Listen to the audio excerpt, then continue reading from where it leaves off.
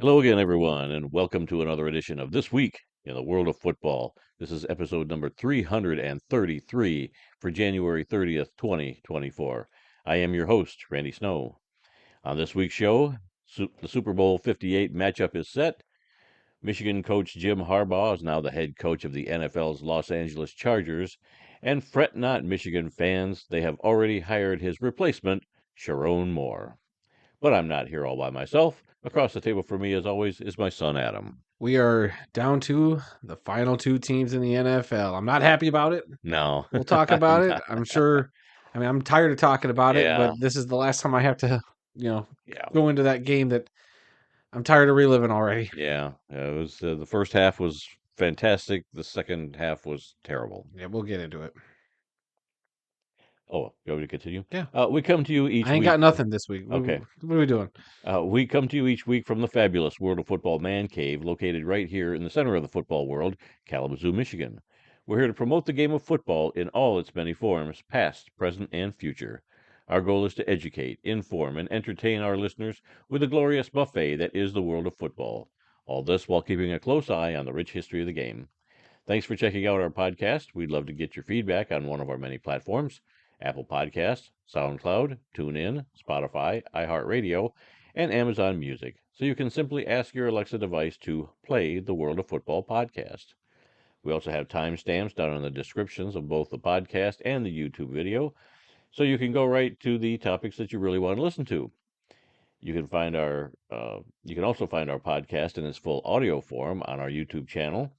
Just search for the World of Football Kalamazoo or use the handle at the World of Football in the YouTube search bar. You'll also find other selected videos on our YouTube channel, like Just Lying Around, a Detroit Lions podcast, where this week Adam and Kyle talked about the NFC Championship game between the Lions and the 49ers ad nauseum. Ad nauseum. And it was a nauseating experience. Yep. We also have our NFL picks video coming out next week, actually, not this week, but next week for the Super Bowl 58 game. Yep. And this month, we're also going to be featuring some history lessons, which we haven't done in a while. Oh, you mean next month, technically. It's the 30th today, so in February. Yes, our Black History Month profiles in February. We've got 4 of them that we're working on, profiles of different African American players. Yep, and he won't tell me which one to start with, so I don't know. I don't know. Whichever one you want to start with. We recorded them, but they're in no particular order. They can be in any order. It doesn't matter. Well, we'll see.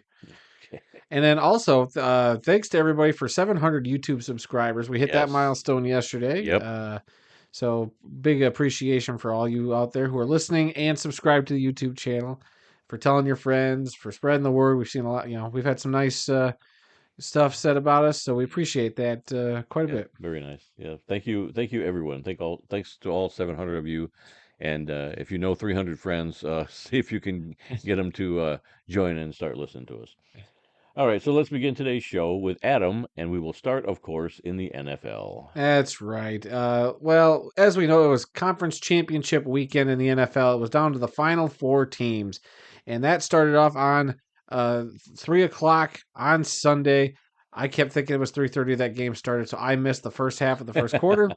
But when I tuned in, it was the Chiefs 7, Ravens nothing, and the Ravens made it a game for a little bit, but the Chiefs come out on top 17-10 to make it to yet another Super Bowl. Patrick Mahomes, Travis Kelce, but this time they're taking along with them Taylor Swift. Gosh. And I don't know if you've heard this thing, but she's got a heck of a journey ahead of her if she's going to make it to the Super Bowl, because she's got the last night of her tour over in Japan. And she wouldn't get back to the States, if everything worked out right, till about Sunday morning of the day of the Super Bowl. So, well, the Air Force has got many supersonic planes. If they can get a supersonic plane to put her in the back seat or in the cargo hold, she could actually make it in time to be part of the flyover and then land and go to her luxury box to watch the game. Look, I know it's a big story for people. People are tired of hearing about Taylor Swift.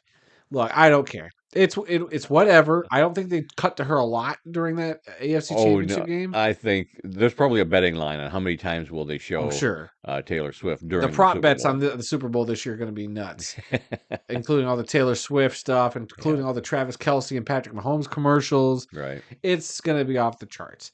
But look, I have no problem with her being at the games. It's whatever. It doesn't affect me.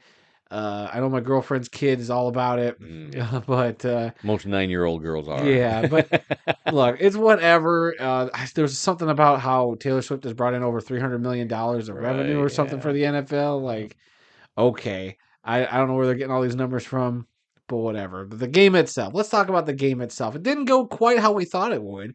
The Ravens were kind of the heavy favorite. I mean, well, they were favored by 3 points, but everybody was kind of thinking this was the Ravens' year. They had a very good offense, a very good defense, and then the Chiefs on the other side of it were looked at as inferior to the past teams. You know, their defense wasn't as good. Patrick Mahomes had no receivers. Yet somehow, some way, the Chiefs, when doubted again on the road in the postseason, found a way to get the victory. What did you think? Well, I expected the Chiefs to win. I picked them to You win. did, yep. You and your brother picked the Ravens, But I and did. I gave the caveat that I always picked the wrong team in the AFC, yeah, so I was right you're about that right. part. No, I just thought, the way that the Chiefs went into Buffalo and won that game when everybody said they weren't going to win that game, that Buffalo was going to win. The Chiefs are the Chiefs. You never count out You Patrick can't bet Mahomes and against that them. team. They're playing good football at just the right time. I expect them to go into the Super Bowl and be just as good as they have been the last couple weeks. Experience matters. And Yes, Andy Reid, taking that yes, team to 6 straight AFC Championship games. Patrick Mahomes has pretty much ever since he became a full-time starter has done nothing but go to the AFC Championship game. So yeah, he's got the experience. yep. It'll be weird the day he's not in an AFC Championship Yeah. game, let alone a Super Bowl. Do you know what the betting line is right now I on the have no Super idea at Bowl? the top of my head. I'm sure it's set at something, but I don't care right Yeah. now. We can talk about that next week. But I just think the Chiefs are the team to beat myself. Yeah, this is true. The Ravens on the Ravens side, we were watching the game together, and Hmm. you made a note that uh, the Ravens didn't look like they handed the ball off a whole lot during that No, game. it was That all was it was all It pass. wasn't until you mentioned that I was like, you know what, you're right. I think there was one handoff I remember watching. Yeah, The rest were that either went for no yards yeah, or it, 1 yard. it was either Lamar Jackson scrambling and getting Right. running yards, or it was just throwing it all the time. So it Yeah. was very weird to see. And Lamar, as great as he's been all season, he might end up being the league MVP this season. Through some really weird passes. There was the one interception in the end zone, I believe, where it was like your receiver had three guys draped all over him. Why'd you throw that pass? The wide receiver Zay Flowers, I want to say it was. I could be wrong, but he was the receiver that caught that pass and then, you know, got him in great field position, but then decided to stand over the defender that he just caught the ball against. And then it wasn't really the standing over that got him the penalty, but he threw the ball down, did that spin thing next Right. to him. Right next That's to what him. got him the The taunting penalty. penalty. Yep. And that was a breaker. That set him back 15 yards. They would have been at the 10-yard line. Yep. And it might not seem like a big deal. Like, oh, well, they'll still go down and punch in. That ruined that drive, essentially. I mean, they got knocked back. They made a couple of plays, but that was a backbreaker right there. And then, they fumbled. Was that when they fumbled it into the end zone, I think that it was. drive? Yes. So, Yes. because I saw somebody Photoshop that football into a Lombardi trophy falling out of his hands right before he got to the end zone. Crushing. So, sorry, Ravens fans. I mean, I think America was kind of rooting for the Ravens just to not have to deal with the Chiefs in the Super Bowl. But again, the Chiefs are the Chiefs, and How does Kelsey keep getting so open? I don't know. You know.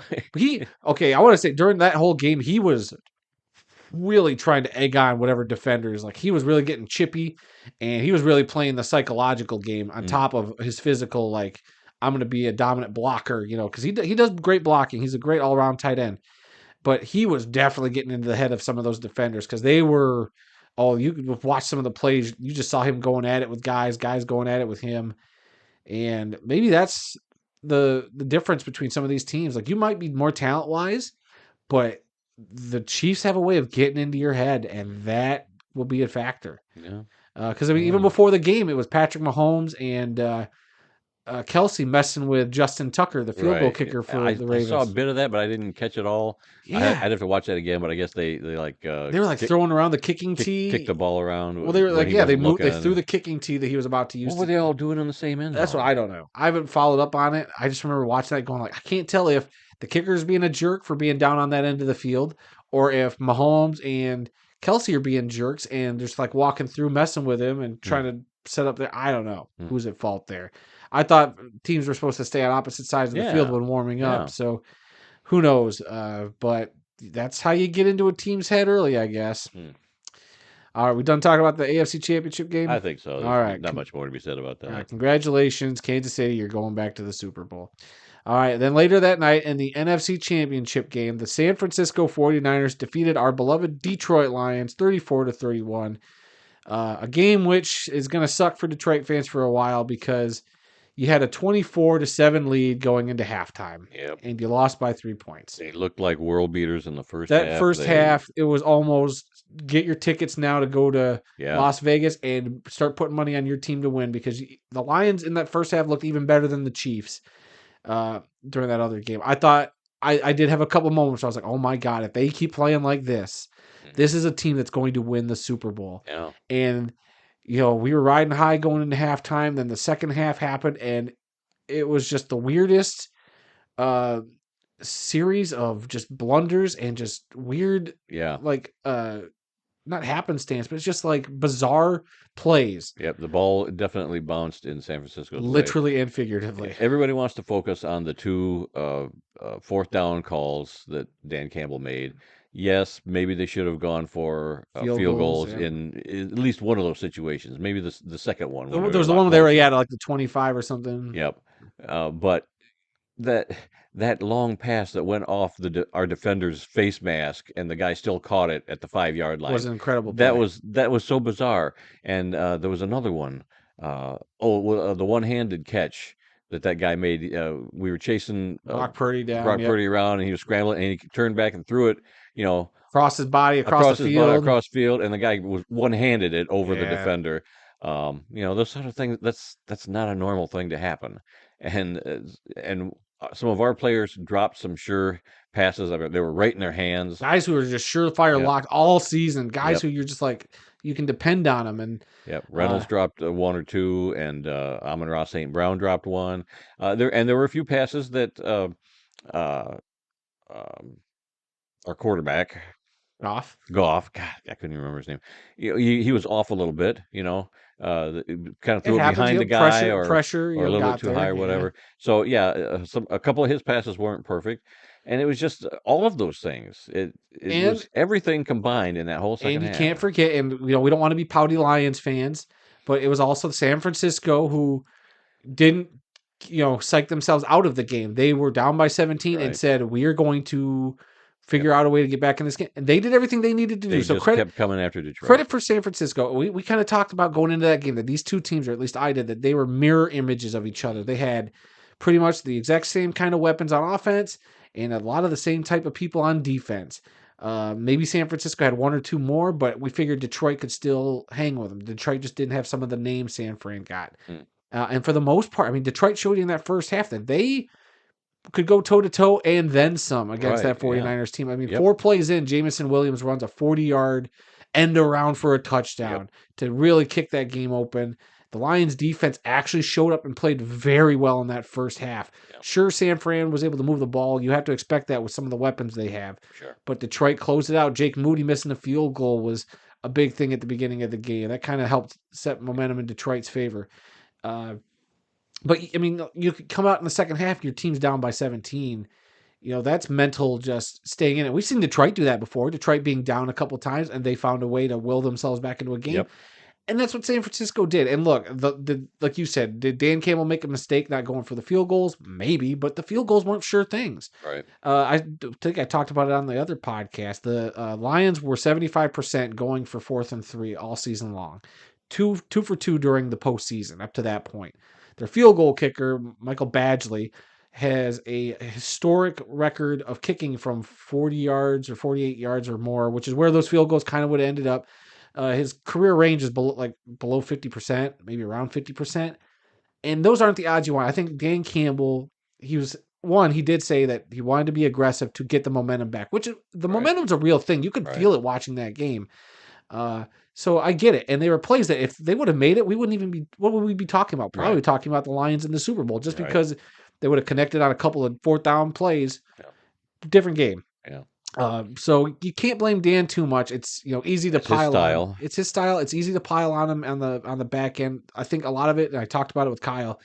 A lot of it goes on to Ben Johnson. Some of his play calling. He has been notorious all season coming out in the third quarter, and not playing the same type of ball. Sure, you want to try to outsmart the other team, but sometimes just sticking with what was working till they can prove they stop you Right. is the way to go. But he kind of goes the opposite direction. It's like, no, we're going to start throwing it instead of running it. Like, he gets away from what works, and I don't know. We'll see. We'll talk about Ben Johnson some more later on, but just look. You also got to I don't want to give San Francisco, no credit. They deserve a lot of credit. Brock Purdy looked decent. I'm not gonna say he looked great, but he did a couple of plays where he was running like Lamar Jackson out there, and Detroit just couldn't stop him. Yeah, he's not known as a runner, but No. he ran successfully in that game. He's going to get flack for maybe not being the most accurate passer. He threw some great balls, and he's got a lot of good weapons around him, and that's sometimes all you need. I'm not going to say Jared Goff's the best quarterback in the world, but he's got enough weapons around him, and he's got the intelligence enough. And there's one play in particular where he checked out of a pass to that 3rd and 12 run that the Lions ended up getting. He checked into that. So if you're smart between the ears, you don't have to put up Lamar Jackson numbers or Patrick Mahomes numbers. You can just be efficient, and Brock Purdy's efficient. Give him credit. Second year in the league. I'm not going to dogpile on the kid. I'm not going to say he's the greatest quarterback ever, but he works for that team, and sometimes that's all that matters. Yeah, in the first 2 playoff games that Detroit had, they never trailed in either of those games, and in this game too, they didn't trail until the 4th quarter. Yeah, but it was enough to cause them to lose the game. Yeah, and if Dan Campbell's going to be that aggressive, the guys just got to make plays. Yeah. So it's not all on him. There's a lot of blame that can go around in a lot of different areas.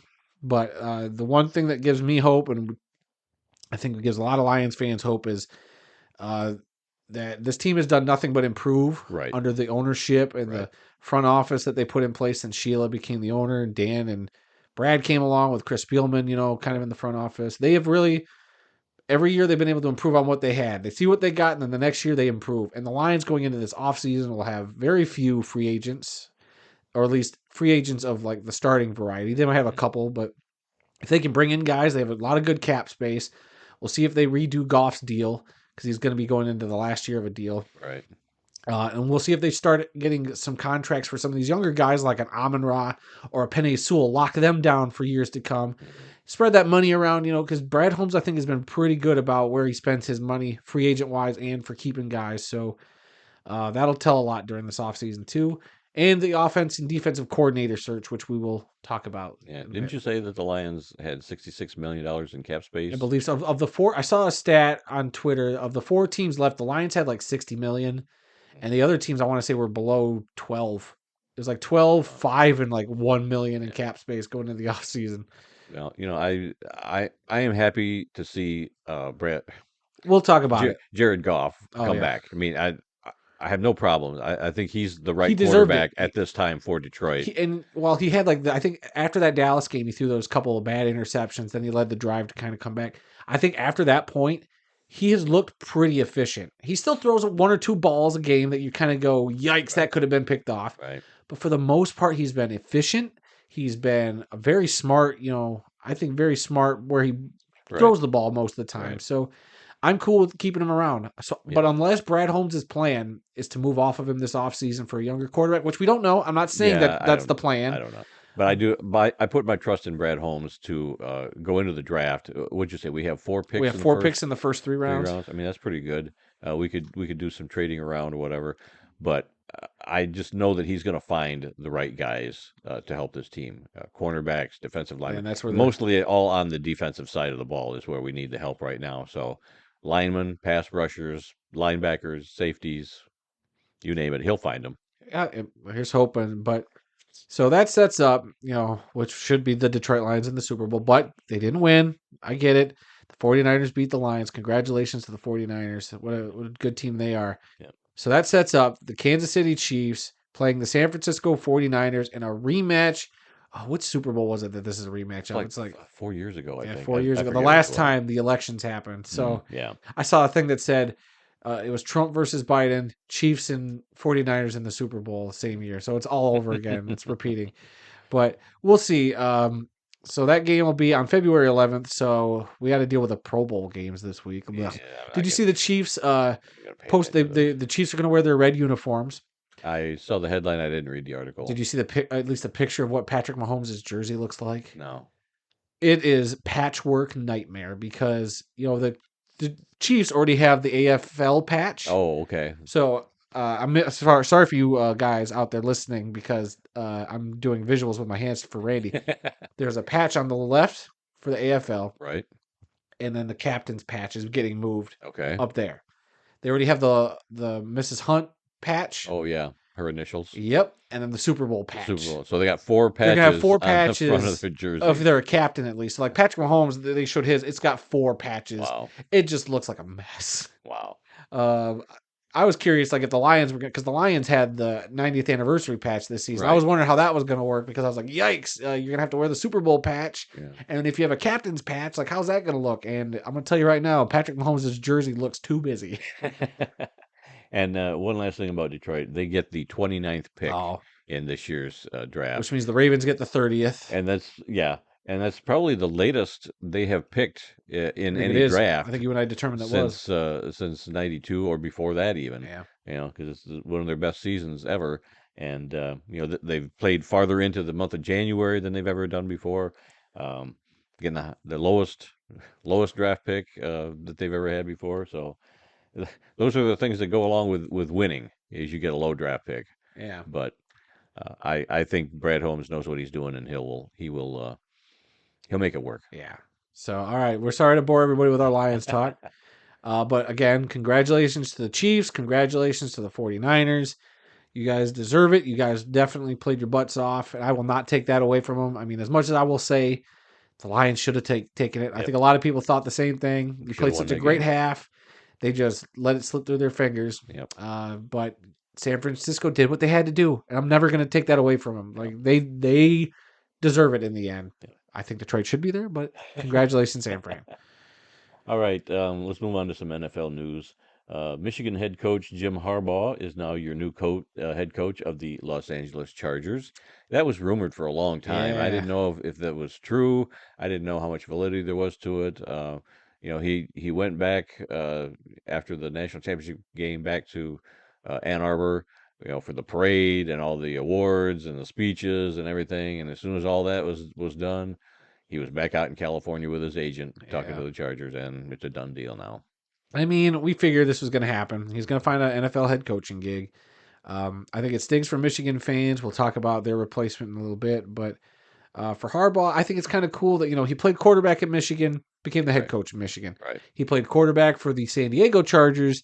Now he's going back to be the head coach of the Los Angeles Chargers. That So was an interesting. I think it's kind of draft cool that he's going to teams that he played for and trying to help them get better. So we'll see how this works out. I think the Chargers are just hired a GM, or they were still in the process of getting a GM. I did see today that the Michigan strength and conditioning coach is going to the That's not a Chargers general with him. manager, I but- know. I'm just saying. That's what I saw. I didn't see anything about a general It manager. might have been the other day. I don't have that in front of me, but so we'll see how that works out. I mean, he's got a good quarterback over there in Justin Herbert. They got a lot of pieces there at Los Angeles. They just have Right. never really been able to put everything together. And remember when Harbaugh went over to the San Francisco 49ers back, way back when, his first season there out of college, he brought in a lot of talent, and they went to the Super Bowl year one.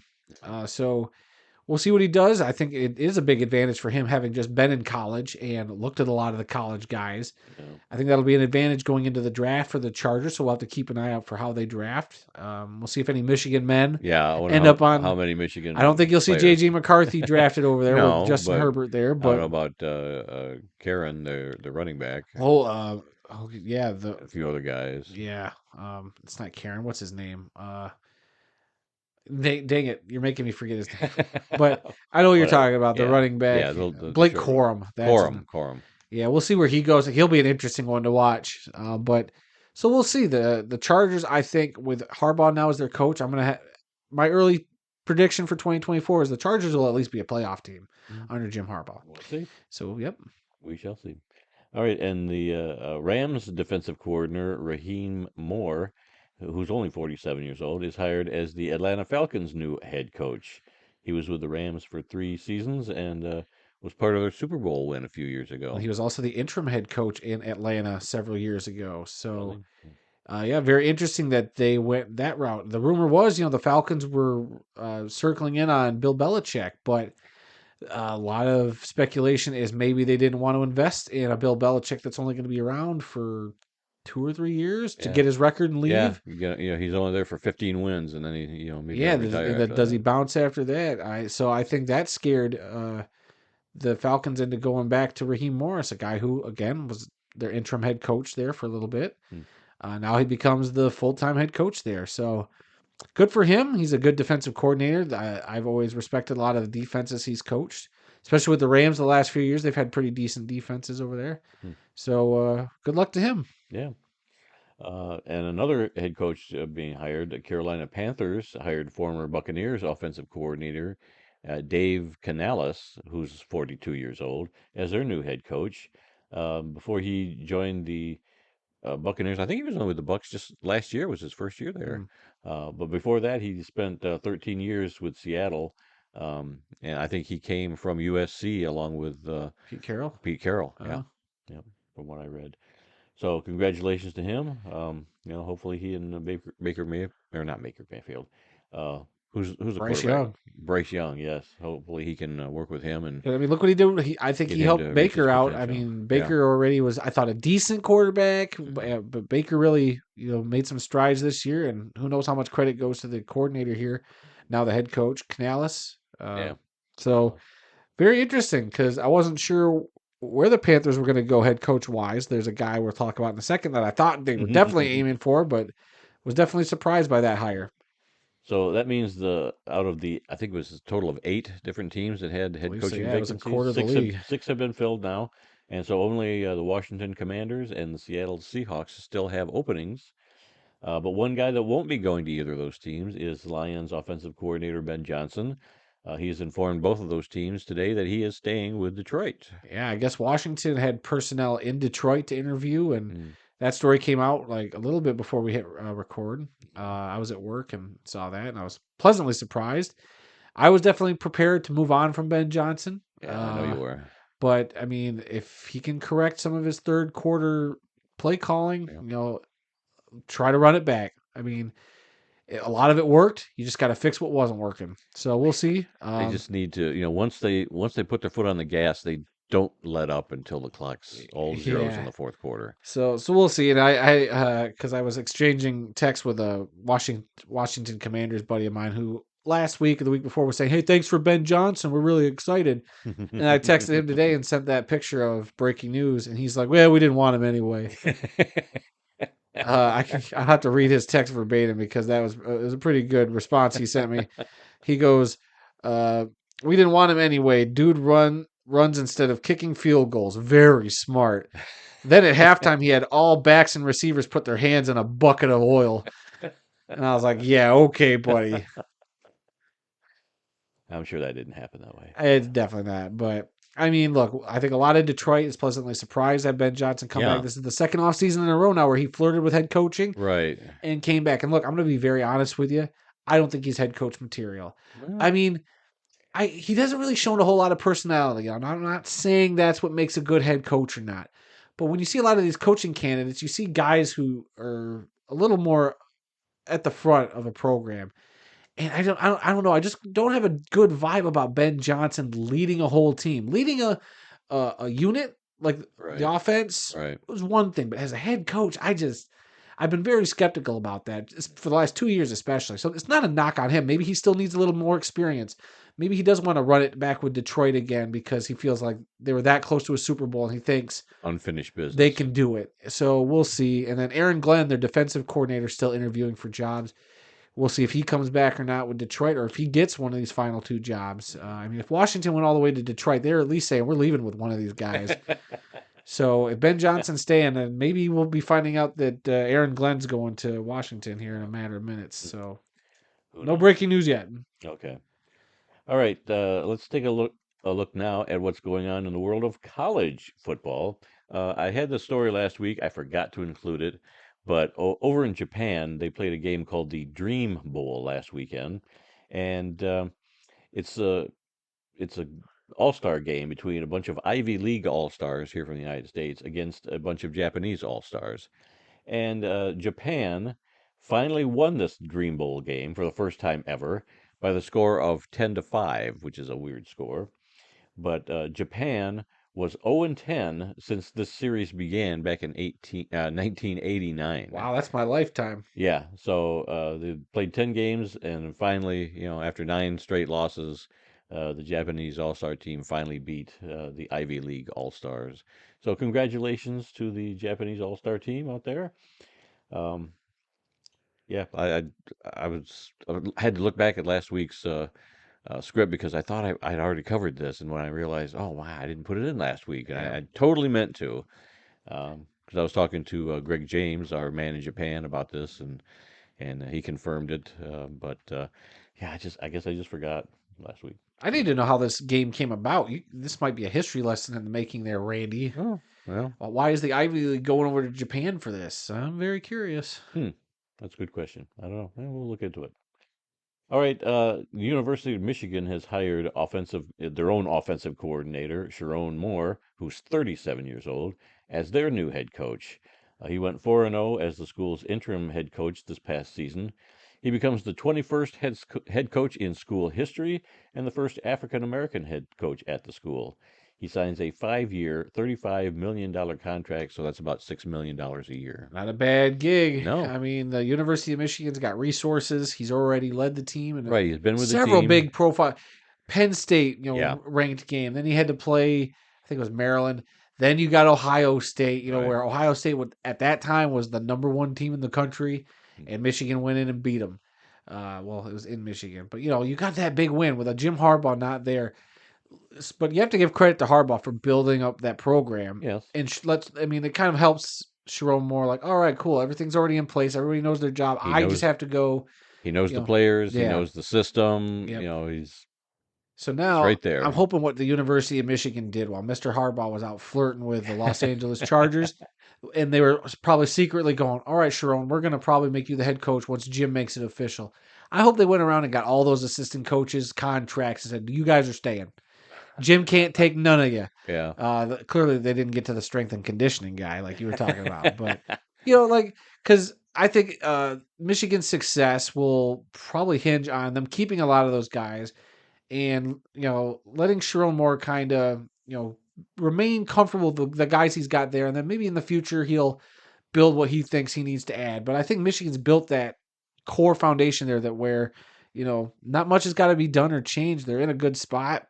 But we'll see. Or maybe he'll change a bunch of things. I don't know. Maybe he'll have a different philosophy than Jim Harbaugh. Or maybe he'll have exactly the same philosophy as Jim Harbaugh.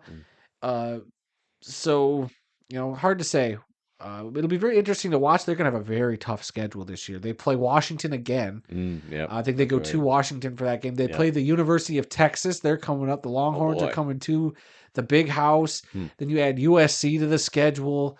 Your Ohio State game, your Penn State game, all that jazz. It's going to be a very tough Michigan schedule this year. And this is the year that they go to a 12-team playoff system also. So that's that's gonna be a lot more games to be played. Hopefully that gives them an opportunity to, where they don't have to be the number one team in the country. They can kind of work through their way through the season. They're going to probably lose a few more games than they're used to. That's a brutal schedule. But you at least get into a 12-team playoff, everybody got a shot at that point. And like any other Michigan coach, he will be judged on whether he can beat Ohio State on a consistent Which he already basis did. or not. I mean, he's 1-0. True, and maybe that was probably the tipping point, saying, okay, he beat Ohio State. The athletic director he's our guy. Looking at Sherrone Moore's resume, going, it says here you defeated Ohio State for us. You're hired. You're hired. All right, and the last bit of college news we got this week. It's been kind of a slow week, other than all the NFL very stuff. slow week. the University of Tennessee is hit with some NCAA violations for the second time, I guess. Yeah, for name and likeness. So they violated something there. We just heard this just before we hit It's like just record. before we hit record, I'm like, I have the article open from ESPN's. Oops, as I lose the article right there, the stinking ESPN app. All right, in an article by, oh man, this app is so touchy. By Pete Thamel of ESPN. Essentially, I'll just read the first couple paragraphs here. The University of Tennessee is under NCAA investigation for violations related to name, image, and likeness. Sources confirmed to ESPN on Tuesday. The investigation puts the Volunteers in the crosshairs for potential sanctions as a repeat violator.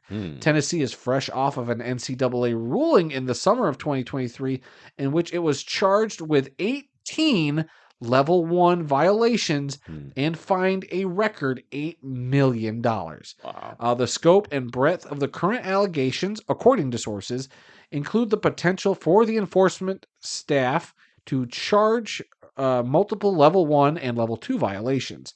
The case revolves around activity related to the Spire Collective, which is Tennessee's primary NIL collective, sources told ESPN. This case is fundamentally tied to football, but Spire Collective sponsors athletes in other sports for the school.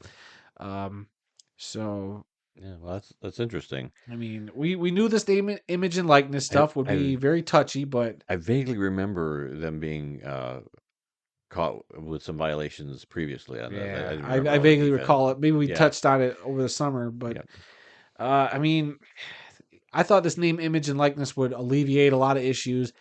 Clearly, there's still some stuff to be oh, worked around, sure. and I mean, this is a very lengthy article, so I'm just like barely scratching the surface here. Right. If you want to get more in depth with it, I mean, feel free to go check that out. I'm sure maybe more will come from this Oh, yeah. now that this news is broke. So They'll have it all on Sports Center and all the other sports yeah, stations and shows, whatever. I mean, 'cause don't get me wrong, I like the idea of name, image, and likeness. I think players should be able to profit off of that. You know, but if the NCAA's got to, get their paws in it, they're going to have their own, Yeah. you know, uh, ways you got to go about doing certain things. So I don't know. Yeah, they've always got to have their hands in everything. All right, let's move on to some birthdays today for January 30th. Halfback Chalmers Bump Elliott, born on this date in 1925, and he passed away in 2019 at the age of 94. He played college football at Purdue between 43 and 44, and at Michigan from 46 to 47. He was the Big Ten MVP in 1947. He was also the Michigan head coach for 10 seasons from 1959 to 1968, and he went on to be the athletic director at the University of Iowa. He was inducted into the College Football Hall of Fame in 1989. And then the other one today is defensive back Nolan Cromwell, turned 69 years old today. Played his college football at Kansas and was a second round pick in the 1977 NFL draft by the Los Angeles Rams. He played 11 NFL seasons, all of them with the Rams, from 1977 to 1987. He was voted the NFL's Defensive Player of the Year in 1980. And then we do have a couple of obituaries today. This is where we take a moment and honor those who've made the world of football a better place. The first one is that of Bob Lancey, a guard and center in the NFL for only 2 seasons, has passed away at the age of 59. Lancey played college football at Wisconsin and was selected in the 6th round of the 1986 NFL Draft by the Philadelphia Eagles. He played for the Eagles in 1986 and 1987. He went on to be the head coach in the Arena Football League for the Milwaukee Iron in 2010, the Milwaukee Mustangs in 2011 and 2012, and for 2 games with the Jacksonville Sharks in 2016.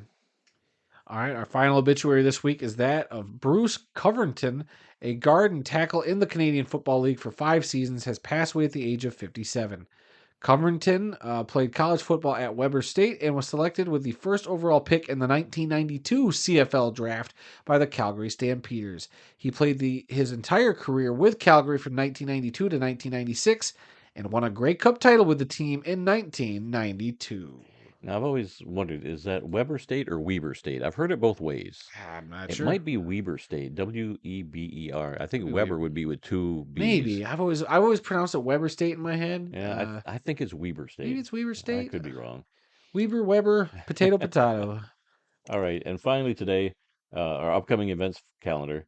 This Thursday, February 1st, is the East-West Shrine Game in Frisco, Texas. Weird to have that game on a Thursday. Yeah, very weird. And then Sunday, February 4th, the Pro Bowl games in Orlando. Nobody's going to be watching that. Let's see, Sunday, February 11th, Super Bowl 58 in Las Vegas, 49ers and Ravens.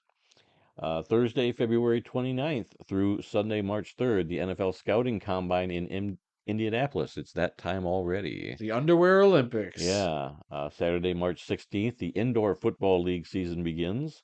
Saturday, March 30th, the UFL season begins with a game between the Birmingham Stallions and the Arlington Renegades. And don't worry, for people listening to the podcast, we're going to talk quite a bit about the UFL, I'm sure. I know news has kind of been slow, but once things get rolling, we'll definitely be talking a lot of UFL football. Right, and IFL And IFL several and other arena indoor football. leagues. Yeah. We normally have a ton of scores from all the indoor leagues this time of year. Well, people don't want just scores, Randy. They want news. They want everything about these leagues. We have to deliver it to the people. All 700 of them subscribe to the YouTube channel. I mean, we're going to be at a UFL game at some point. We're going to be at an arena game this season at some point. Yeah.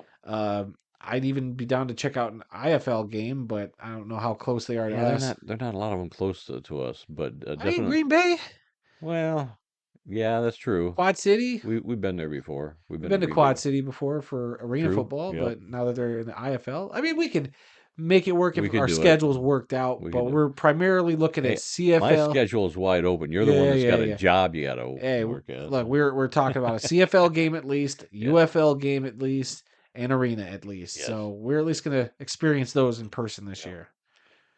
All right, continuing with the events calendar, April 25th through the 27th, the NFL Draft in Detroit. We may check out the last day of that. That's Saturday. Yeah, we'll see. That'll be another one where it's like, man, we got to see our schedule.